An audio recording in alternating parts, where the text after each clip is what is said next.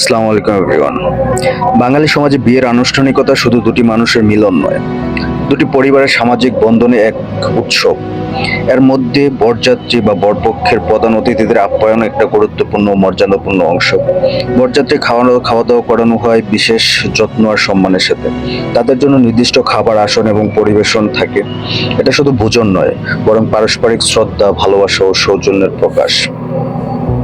বরপক্ষ এই আপ্যায়নের মাধ্যমে কনেপক্ষের আন্তরিকতা অনুভব করে, আর কনেপক্ষ এই দায়িত্ব পালন করে আত্মীয়তা গাঢ় করার উদ্দেশ্যে। এই প্রথা আমাদের সামাজিক বন্ধনকে আরো দৃঢ় করে তোলে, এর পারস্পরিক শ্রদ্ধাভূত ও ঐতিহ্যের প্রতীক হয়ে ওঠে। বরপক্ষের সাথে আসা অতিথিদের আপ্যায়ন করা হচ্ছে, সেখানে মুরব্বীরা দাঁড়িয়ে দেখতেছে যে খাবার দাবার সবকিছু ঠিকঠাক মতো দেওয়া হচ্ছে কিনা। সবাই আপ্যায়নে ব্যস্ত। আসলে এটা একটা গুরুত্বপূর্ণ অংশ, সেজন্য সবাই খুব সতর্কতার সাথে আপ্যায়ন করতেছে। বিবাহ পড়ানোর মুহূর্তটি একটি বাঙালি বিয়ের সবচেয়ে পবিত্র ও আবেগঘন অংশ। এই সময় দুটি মানুষ, দুটি হৃদয় ও দুটি পরিবার এক অদৃশ্য কিন্তু অটুট বন্ধনে আবদ্ধ হয়। এই মুহূর্তে কনের চোখে মিশে থাকে লাজুকতা, নতুন জীবনের স্বপ্ন, আর এক অপার অনিশ্চয়তা মিশ্র অনুভূতি।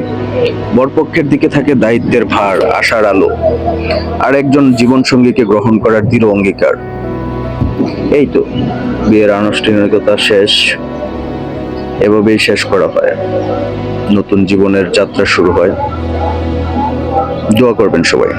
পবিত্র মুহূর্তকে উদযাপন করতে হয় মিষ্টি মুখ দিয়ে। এটি শুধু এক টুকরো মিষ্টি নয়, বরং এটি ঐতিহ্য, একটি শুভ সূচনা, একটি আনন্দঘন ঘোষণা।